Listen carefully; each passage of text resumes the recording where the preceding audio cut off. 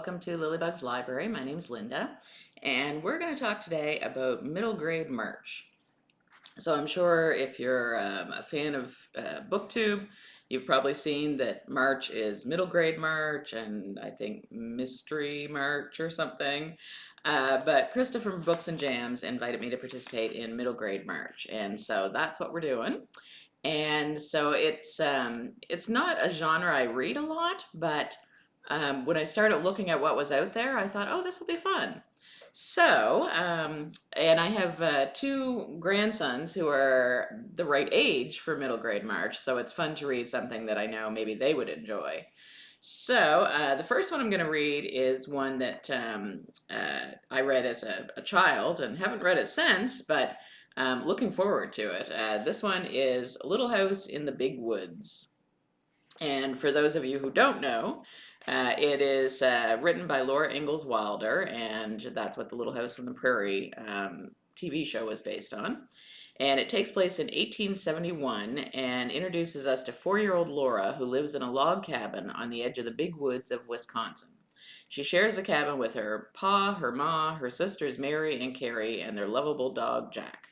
And it says pioneer life isn't easy for the Ingalls family since they must grow or catch all their own food as they get ready for the cold winter. But they make the best of every tough situation. So we'll give that one a try. The next one I found online, and it's called Mouse Tracks.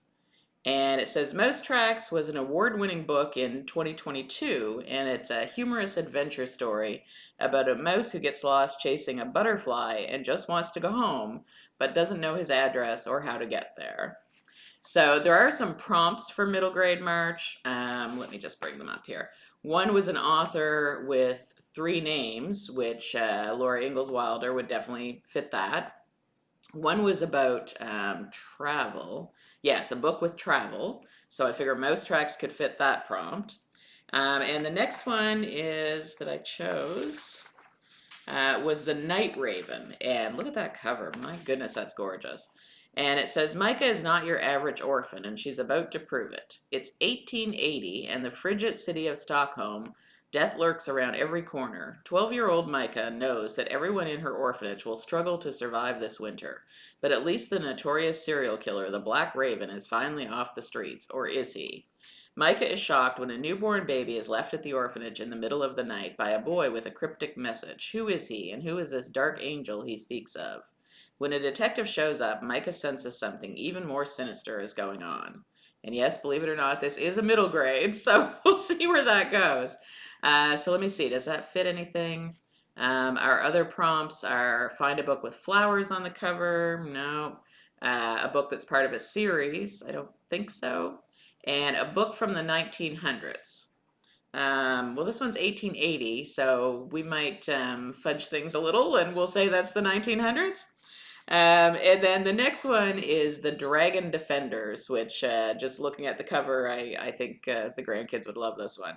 It says, the wild and wonderful island home of Flynn and Patty holds an incredible secret. Dragons live there. But when evil boss the Pit Bull finds out, he sends his men to kill one and to bring back a dragon's egg so that he can hatch it in his private zoo. Flynn and Patty's job is to stop them and protect the island's dragons. The Dragon Defenders is the first in a middle grade novel series, which follows on from the Dragon Brothers trilogy of picture books and also by author James Russell. So that one definitely hits the mark when it comes to a book that's part of a series. So far so good on those prompts. And the last one I had on my list of things that I was sure I could manage to fit in March was the first of the Happy Hollister books. As a kid, I absolutely devoured these, so looking forward to seeing how they hold up. The adventures for the Hollisters begin as soon as they move into their new house on the shore of Pine Lake in Shoreham. First, the moving van carrying their toys and their father's important new invention disappears. Next, they learn that their house may be haunted with a treasure hidden somewhere inside. Right away, they all set out to solve these mysteries. mysteries. Each one of the Hollister children, and then it talks about their ages. It says Pete, who's 12, Pam is 10, Ricky is 7, Holly is 6, and Sue is 4. That's a lot of kids. Plays an important role in finding clues along with their parents, who are always ready to join in on the excitement. Even Zip the collie and White Nose the cat are part of the family and find thrilling adventures of their own. So that one sounds like it'll be really good, and looking forward to that one too. And then, just in case, I did have more in my bookcase that I thought, well, if I still have more time left in March and I want to fill it with some more books. Oh, and that one, the Happy Hollisters one, it does have flowers on the cover, very tiny flowers, but I'm sure they're there. So that would cover all of the prompts. But the other ones that I had in my collection is I do have a few Hardy Boys. So this one is The Secret Agent on Flight 101. And I wonder if they tell you something about these. Boy, this one's in really good shape. It says, rarely do magicians reveal their professional secrets. Consequently, Frank and Joe Hardy are amazed when a well-known magician, the incredible Hexton, offers to reveal the secret of his Vanishing Man act and invites Mr. Hardy to be the subject. When their detective father fails to reappear, his sons are convinced that something sinister is afoot, despite Hexton's insistence that Mr. Hardy is playing a joke on them. While desperately searching for their father, Frank and Joe find themselves working with Skool, Skool, a U.S. organization of crack secret agents pitted against Ugly, Ugli, an international ring of spies stealing government secrets from the U.S. and other democratic countries. So that one sounds good. And then I also have Nancy Drew, which is the Moonstone Castle mystery.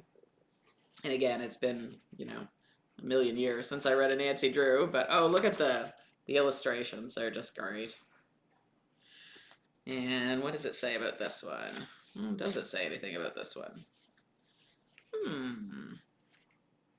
Oh, surprisingly, there's nothing on here to tell you what it's about. I thought it would mention it somewhere, but there we go. I was missing a page. All right. It says, when Nancy Drew receives a valuable moonstone as a gift from an unknown person, she is amazed and puzzled. But it is only the first of several startling events in this complex mystery that challenge the ingenuity of the pretty sleuth. Who are the Bowens, a missionary couple who recently returned to the United States, having so much trouble finding... Why are the Bowens, a missionary couple who recently returned to the United States, having so much trouble finding their missing 17-year-old granddaughter? Trying to uncover a clue to the orphan girl's whereabouts, Nancy and her friends travel to Deep River, the town where young Joni Horton lived with her guardian grandmother until Mrs. Horton's death 14 years ago. All right, so this one is sounds really good too. And look at that castle in the front. I mean, that would attract anybody, wouldn't it? So I think those will all be really fun. Lots of booktubers participating in this. And there is a couple of read-alongs. There is The Secret Garden, and then there's one, I can't remember the name of it. I think it's called The Moon Garden or something like that. And it's similar to The Secret Garden. It's kind of a take on that, more modern day take. And that one looked really good too, and the cover is amazing.